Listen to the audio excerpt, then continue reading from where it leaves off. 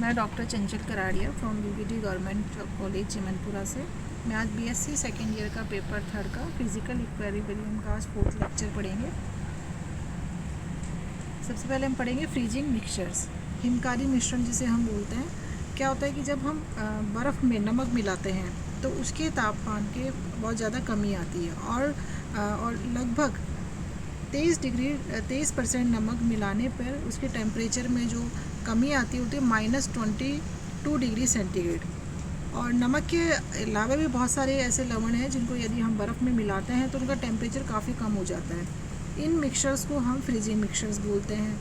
और यदि हम 0 डिग्री टेम्परेचर पर आइस में नमक मिलाएं तो बर्फ़ की कुछ मात्रा में पिघलने से उसमें पिघल गया उस पानी में यदि नमक घुलने लगता है और इस समय तंत्र में 3 प्रवास्थाएँ हो जाती है। एक तो होता है नमक, एक बर्फ़ और एक वो विलयन। तो बर्फ़ के पिघलने में और नमक के घुलने में दोनों प्रकारों में ऊष्मा का क्या होता है, एब्जॉर्प्शन होता है, जिससे सिस्टम का टेम्परेचर डाउन हो जाता है। और टेम्परेचर की ये जो गिरता है टेम्परेचर, वो हमने इससे पहले NaCl और H2O का सिस्टम पढ़ा था। तो उस सिस्टम में यदि हम देखें तो ये जो टेम्परेचर है वो पॉइंट B तक उसका गिरना जारी रहता है। और जब सिस्टम का टेम्परेचर 0 डिग्री से काफ़ी नीचे यानी कि -21.2 डिग्री सेंटीग्रेड तक पहुंच जाता है, तो यहाँ ये तीनों ही फेजेस जो होती है इक्विलिब्रियम में होती है और एक ये नॉन वेरिएंट पॉइंट होता है। तो ये सारा हमने NaCl और H2O में जब पढ़ा था तो उसमें हमने डिटेल में बताया था। ऐसे ही है था एसीटोन ड्राई आइस। तो ये भी एक प्रकार का जो एक फ्रीजिंग मिक्सचर है। इसमें भी यदि हम एसीटोन में ड्राई आइस यानी कि सॉलिड CO2 जब हम मिलाते हैं तो ड्राई आइस एसीटोन में कुछ ऊष्मा लेकर जो होती है उसका सब्लिमेशन हो जाता है और वाष्प CO2 बना लेती है। इससे भी क्या होता है कि सिस्टम का टेम्परेचर गिरने लगता है। सिस्टम में सॉलिड CO2 के लगातार वेपर में बदलने से सिस्टम का जो टेम्परेचर होता है वो गिरता जाता है और वो उसमें कूलिंग इफेक्ट आता है। CO2 सिस्टम के जो हम फेज़ डायग्राम यदि हम देखें तो हम देखते हैं कि इस सिस्टम में एटमॉस्फेरिक प्रेशर पे -78 डिग्री सेंटीग्रेड तक का जो टेम्परेचर है वो प्राप्त कर लेता है। और जहाँ पर क्या होता है ठोस CO2 और जो वेपर होती है दोनों ही फेजेस जो होती है इक्विलिब्रियम में होती है। अतः एसीटोन और बर्फ़ के जो मिश्रण वाला मिक्सचर होता है तंत्र, इसमें भी कम ताप पर हमें ट्रिपल पॉइंट प्राप्त होता है, जिसमें भी ये तीनों फेजेस जो होती है इक्विलिब्रियम पे होती है और ये जो पॉइंट होता है ये भी नॉन वेरिएंट होता है। इस कारण से हम एसीटोन और ड्राई शुष्क बर्फ़ या जो हम ड्राई सॉलिड CO2 बोलते हैं उसके मिश्रण को भी हम हिमकारी मिश्रण या फ्रीजिंग मिक्सचर के रूप में काम में लेते हैं। अब है लिक्विड मिक्सचर्स। क्या होता है कि जब हम दो द्रव को, मान लो कोई दो द्रव है और यदि वो एक दूसरे में कम्प्लीटली इमिसिबल है, मतलब वो एक दूसरे में विलयशील बिल्कुल भी नहीं होते हैं, तो वो क्या होगा कि वो कोई विलयन नहीं बनाते हैं और दोनों द्रवों की जो सतह होती है वो बिल्कुल पृथक पृथक होती है। जैसे कि हम CS2+ वाटर, जैसे हम बेंजीन को अल्कोहल में मिलाए, तो ये दोनों द्रव कैसे हैं, एक दूसरे में कम्प्लीटली इमिसिबल है। दूसरे प्रकार के द्रव वो होते हैं जब यदि हम दोनों द्रव एक दूसरे में कम्प्लीटली मिसिबल होते हैं सारी प्रोपोर्शन में, तो हम ऐसे द्रव के में क्या होता है एक ट्रू विलयन बनता है और उस ट्रू विलयन में जो कंपोजिशन होता है वो सब तरफ सारे पॉइंट्स पर सेम होता है इसे। और ये जो विलयन होते हैं ये राउल्स या तो आदर्श विलयन होते हैं या नॉन आइडियल सॉल्यूशंस होते हैं, जैसे कि हम अल्कोहल वाटर है, बेंजीन, टोलुइन है, एक्सेट्रा। और तीसरे प्रकार के लिक्विड्स वो होते हैं जो कम पार्शली मिसिबल होते हैं, मतलब आंशिक रूप से दोनों आपस में विलयशील होते हैं और ऐसे द्रवों की दो सतह बन जाती है, पर दोनों ही फेजेस में क्या होता है ये एक दूसरे के विलयन के रूप में रहती है। तो ये 3 प्रकार के कैटेगरीज वाले सॉल्यूशन होते हैं जिसे हम 1 बाय 1 क्या करेंगे, डिस्कस करेंगे। अब यदि हम कम्प्लीटली मिसिबल की बात करें, हम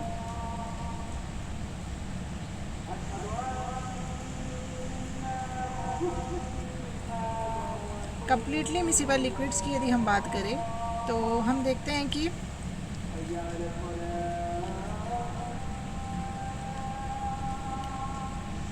अब हम सॉल्युबिलिटी की यदि हम बात करते हैं तो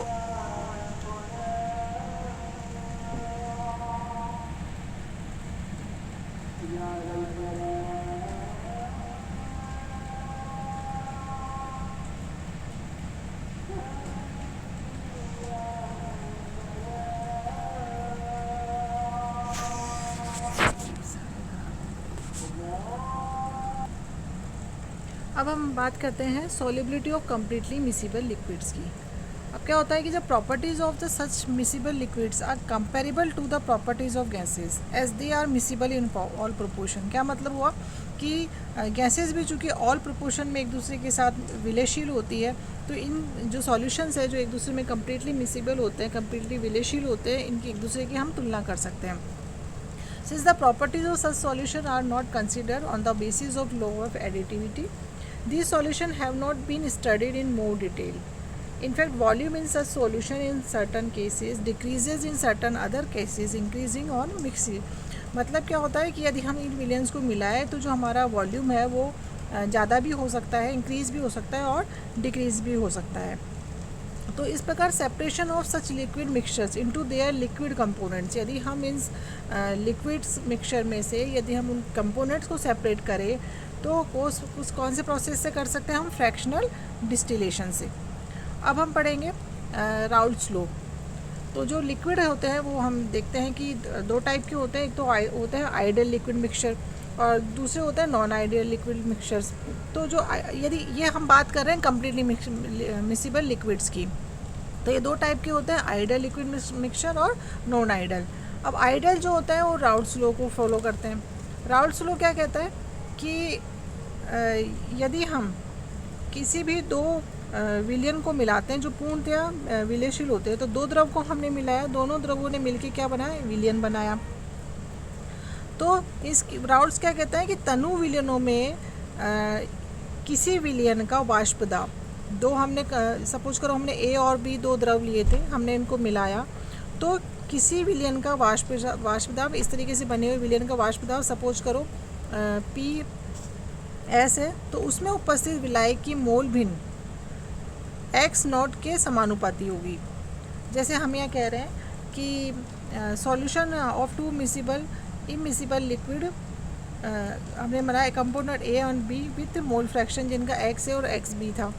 तो पार्शियल वेपर प्रेशर दोनों का क्या होगा? पी ए और पी बी। और प्योर फॉर्म था उसमें उनका प्रेशर वेपर प्रेशर क्या होगा? पी नोट ए और पी नोट बी। तो अकॉर्डिंग टू राउल्ट्स लॉ क्या कह रहा है कि for a solution of a volatile liquid the partial vapour pressure of each component, यानी कि जैसे पी ए और पी बी है, in the solution is directly proportional to its mole fraction. जैसे P A directly proportional to X A, P B is directly proportional to X B. और P A और plus p B किसके बराबर है? ये complete जो total उसका vapour pressure है सॉल्यूशन का उसके बराबर है। तो यहाँ हम उसकी वैल्यू निकाल के सॉल्यूशन का वेपर प्रेशर काउंट कर सकते हैं। तो इस प्रकार जो ये राउल्ट्स लॉ है, और यदि राउल्ट्स लॉ को जो सॉल्यूशन फॉलो करते हैं उसे हम आइडियल सॉल्यूशन बोलते हैं। A solution is said to show ideal behaviour if its constituents follow Raoult's law under all condition of composition. Such a solution is also called a ideal solution. अब ये हमने Raoult's law के according हमने mathematical इसकी equation दी है, जहाँ कि P1 या PA हमने बोला था, तो वो एक कंपोनेंट का जो पार्शियल वेपर प्रेशर है जो कि किसके बराबर है? मोल फ्रैक्शन, उस कंपोनेंट के मोल फ्रैक्शन का विलियन में, और ये उसकी प्योर फॉर्म में उसका वेपर प्रेशर कितना था? P1 P नोट, तो ये उसके बराबर होगा। ये यदि हम डायग्राम प्लॉट करें किसके बीच में? वेपर प्रेशर और मोल फ्रैक्शन के बीच में। किसके लिए? आइडियल सॉल्यूशन के लिए। तो हम देखते हैं कि PA नोट जो है वो प्योर फॉर्म में जो था, प्योर फॉर्म में जो ए कंपोनेंट का जहाँ पे x a is equal to 1 है मतलब, और x b is equal to 0 है, तो मतलब यहाँ पे बी कंपोनेंट है ही नहीं।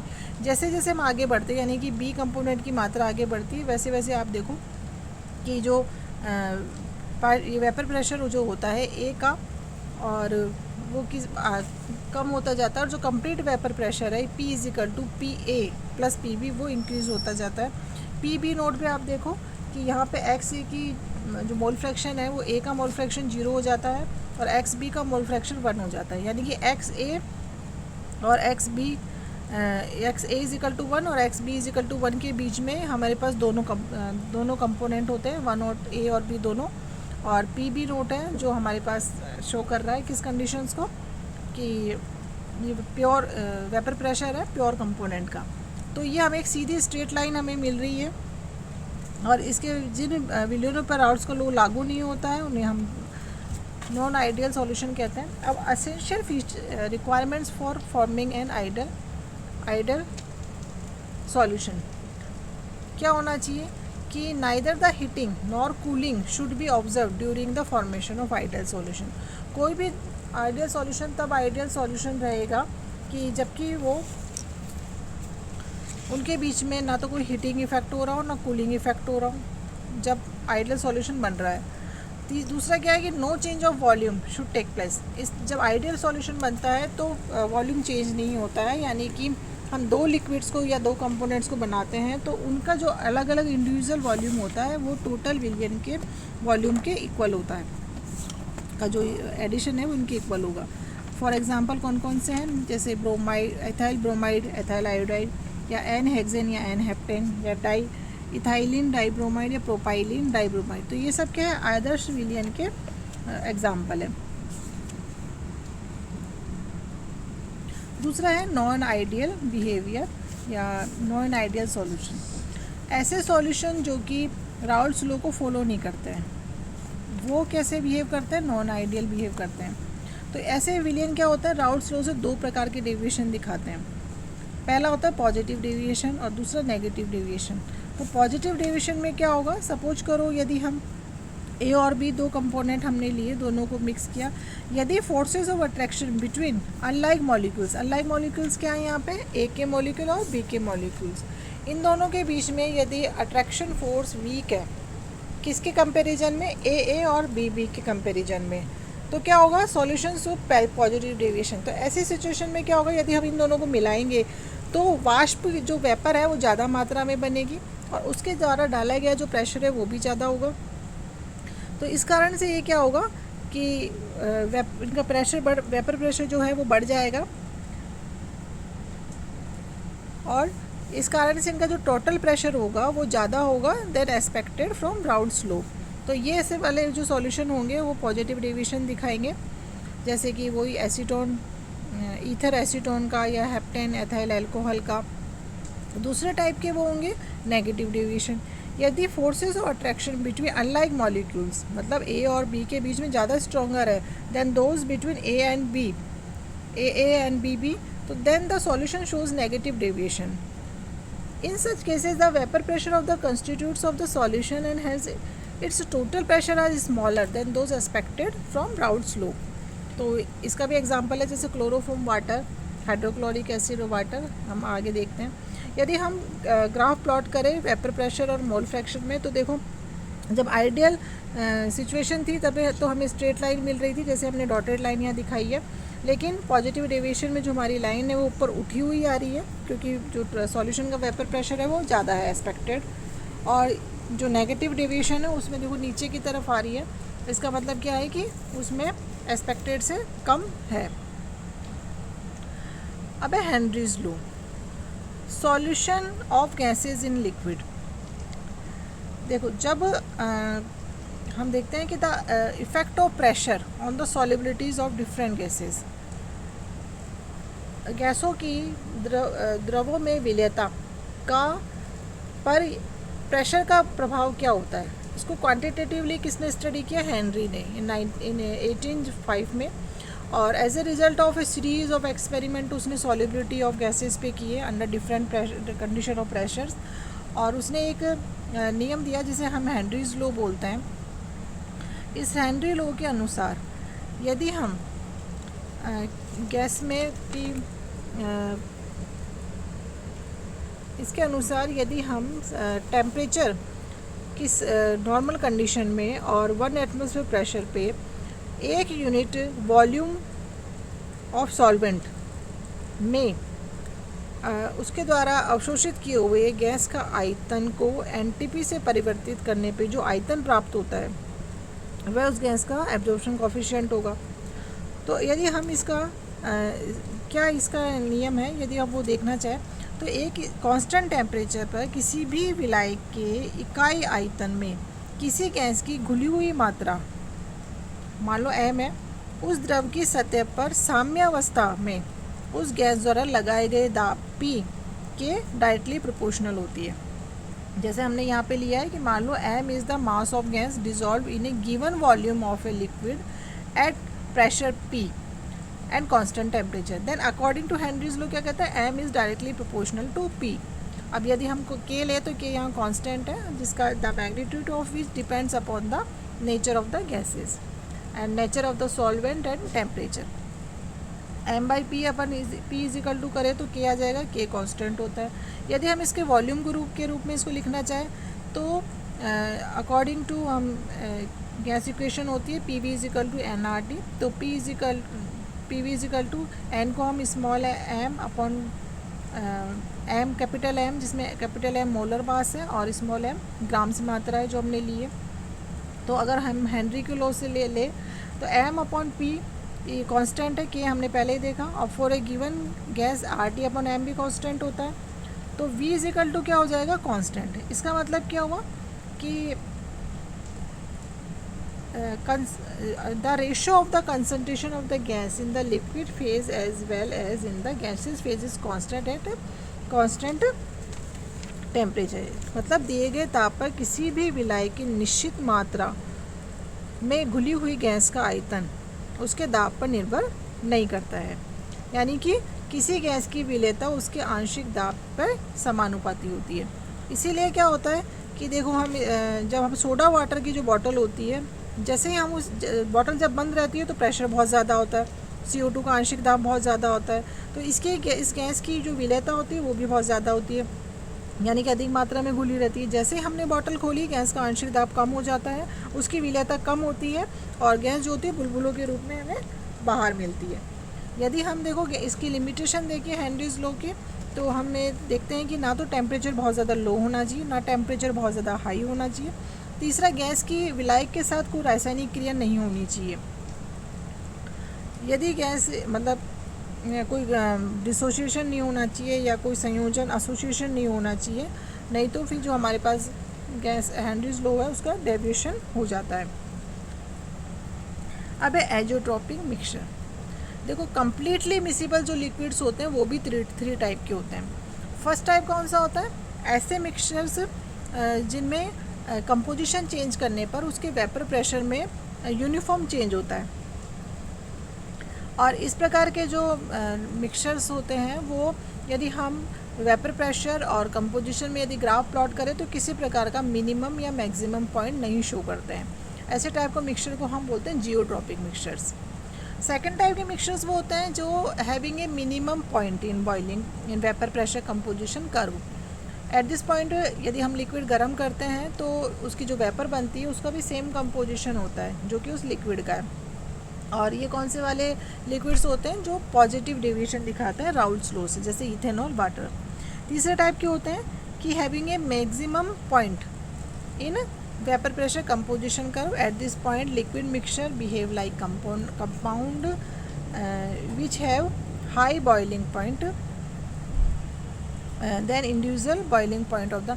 इस प्रकार के मतलब टाइप के जो मिक्सचर्स होते हैं उनमें जो कंपाउंड्स बनाते हैं दोनों लिक्विड मिलके, उसका जो वेपर प्रेशर बॉइलिंग पॉइंट होता है वो दोनों के ही इंडिविजुअल बॉइलिंग पॉइंट से ज़्यादा होता है, इसीलिए मैक्सिमम पॉइंट दिखाते हैं। और ये कौन से वाले लिक्विड्स होते हैं जो कि नेगेटिव डेविएशन दिखाते हैं राउल्ट्स लॉ से, जैसे HCl, H2। तो सेकेंड टाइप के और थर्ड टाइप के जो लिक्विड्स हैं उन्हें हम एजियोट्रॉप या एजियोट्रॉपिक मिक्सचर्स बोलते हैं। अब ये जो नॉन एजियोट्रॉपिक मिक्सचर्स होते हैं वो नॉन आइडियल होते हैं। अब फर्स्ट टाइप के जो मैंने बताया कि किसी भी प्रकार का कोई मैक्सिमा मिनिमा नहीं दिखाते, जैसे कि हमने ग्राफ यहाँ देख रहे हैं कि हमने वाष्प दाब यदि और मोल फ्रैक्शन के बीच में ग्राफ खींचा तो देखो हमें 2 पॉइंट दिख रहे हैं A और B। तो A और B के बीच में जो है हमें कोई मैक्सिमा या मिनिमा नहीं मिल रहा है। ए का वाष्प दाब जो है वो न्यूनतम है माना, और बी का वाष्प दाब उच्चतम होता है। अर्थात ए का जो बॉइलिंग पॉइंट है वो हायर है और बी का जो बॉइलिंग पॉइंट है वो न्यूनतम है। और चूंकि एक आदर्श विलयन का विलयन है, इसके मिश्रण के वाष्प दाब ए और बी के वाष्प दाब के मध्य होते हैं, जैसा कि हमें ग्राफ में भी दिख रहा है। अतः ऐसे विलयनों के क्वथनांक के मान भी जो होते हैं वो ए और बी के क्वथनांक के मध्य में ही होते हैं। अगर हम सेकंड टाइप के कर्व की बात करें तो इसमें हम देखें, यदि अल्कोहल और वाटर का यदि हम सिस्टम का स्टडी करें तो देखो हमें ये इसमें हमें एक मिनिमम पॉइंट सी दिखाई दे रहा है, और ये ग्राफ हमने प्लॉट किया है इसके बीच में क्वथनांक और इसके बीच में हमने मोल फ्रैक्शन के बीच में हमने कंपोजिशन के बीच में हमने ग्राफ प्लॉट किया है। तो अब हम देख रहे हैं कि इसमें जो ए है, यदि हम ये देखें कि शुद्ध जल और 95.6% एथेनॉल के मध्य के किसी भी मिश्रण को यदि हम फ्रैक्शनल डिस्टिलेशन करें तो हम यहाँ देख रहे हैं जो एक्स है लाइन हमने टाई लाइन खींची है, उस पर बनी हुई जो वेपर है उसमें स्थिर बॉइलिंग मिक्सचर की मात्रा अधिक होगी, और जो आसूत के रूप में जो हमें मिलेगा, डिस्टिल के रूप में डिस्टिलेट मिलेगा, उसमें जल और एजोट्रॉप का मिश्रण हमें मिलेगा। ऐसा होने से फ्लास्क के द्रव में जल की प्रतिशत मात्रा क्या होगी, बढ़ जाएगी। इस प्रक्रम को अगर हम दोहराते रहेंगे तो लास्ट में क्या होगा, डिस्टिलेट के रूप में हमें एजोट्रॉप और जो आसवन हो गया है फ्रैक्शनल डिस्टिलेशन हो गया, उसके फ्लास्क में हमें प्योर जल प्राप्त हो जाएगा, लेकिन किसी भी स्तर पे हमें शुद्ध एथेनॉल प्राप्त नहीं होगा। और जो तीसरे प्रकार की टाइप है वो है हाई बॉइलिंग एजोट्रॉप। इस प्रकार के जो विलयन है इसमें हाई मैक्सिमम पॉइंट हमें मिलता है, जैसे डी। यहाँ द्रव व वाष्प के जो वक्र है वो हमें यहाँ देखने को मिल रहे हैं। इस बिंदु पर, डी बिंदु पर क्या होगा, द्रव मिश्रण एक यौगिक की भांति व्यवहार करने लग जाता है, जो बिना संगठन बदले, बिना किसी कंपोजिशन की चेंज हुए इस टेम्परेचर पर बॉयल होता रहता है। और वहाँ इसका मतलब क्या होगा, वहाँ पर एजोट्रॉपिक मिक्सचर बन गया। इन विलयनों के एजोट्रॉप का जो क्वथनांक है, दोनों विलयनों के बॉइलिंग पॉइंट ए और बी दोनों से ज़्यादा होता है, इसलिए हम इसे हाई बॉइलिंग एजोट्रॉप बोलते हैं। और यदि हम राउल्ट्स लॉ की बात करें तो ये नेगेटिव डिविएशन दिखलाते हैं, जैसे HCl और H2O वाला सिस्टम में हमने यहाँ देख रहे हैं। HCl व जब वाटर सिस्टम का हम बॉइलिंग पॉइंट कंपोजिशन वक्र दर्शाया गया है, चूँकि शुद्ध जल 100 डिग्री सेंटीग्रेड पे बॉयल होता है और शुद्ध हाइड्रोजन क्लोराइड होते हैं वो -85 डिग्री सेंटीग्रेड पे बॉयल होती है। तो इनका जो एजोट्रॉपिक मिक्सचर है वो है, देखो 20.24% HCl हो व 1 एटमॉस्फेयर प्रेशर हो तो 108.5 डिग्री सेंटीग्रेड पे बॉयल होने लग जाता है। यदि विलयन हम HCl की मात्रा को कम कर दें, अर्थात ए और डी के मध्य की हम बात करें तो डिस्टिलेशन करने पर हमें मिश्रण में से शुद्ध जल आश्रित होकर निकल जाएगा और फ्लास्क में HCl का जल में विलयन बचा रह जाएगा। अब यदि इसे हम बॉयल करेंगे तो 20.24% HCl विलयन ही आश्रित होगा और उसका कंपोजिशन चेंज नहीं होगा। इस प्रकार यदि हम विलयन में HCl की मात्रा को 20.24% से बढ़ा दें, यानी कि बी और डी के मध्य की बात करें, तो इस सिस्टम का जो डिस्टिलेशन करने पर प्योर HCl गैस निकल जाएगी और वह तब तक निकलती रहेगी जब तक कि संगठन 20.24% पर नहीं आ जाता, और उसके बाद और उबालने पर विलयन का आयतन कम होता जाता है लेकिन उसका कंपोजिशन वही रहता है। तो इस प्रकार हमने पढ़ा कि कम्प्लीटली मिसिबल लिक्विड्स पढ़े, उसमें हमने राउल्ट्स लॉ पढ़ा, आइडियल नॉन आइडियल सॉल्यूशन पढ़ा। अब इसके हम नेक्स्ट वाले लेक्चर में पढ़ेंगे पार्शियल मिसिबल लिक्विड्स, जिसमें हम फिनॉल वाटर सिस्टम पढ़ेंगे और अपर एलिनेन हेक्सेन मिक्सचर पढ़ेंगे और lower and upper consolidate temperature वाले मिक्सचर्स पढ़ेंगे, इमिसिबल लिक्विड्स पढ़ेंगे और नॉन डिस्ट्रीब्यूशन लिक्विड्स पढ़ेंगे।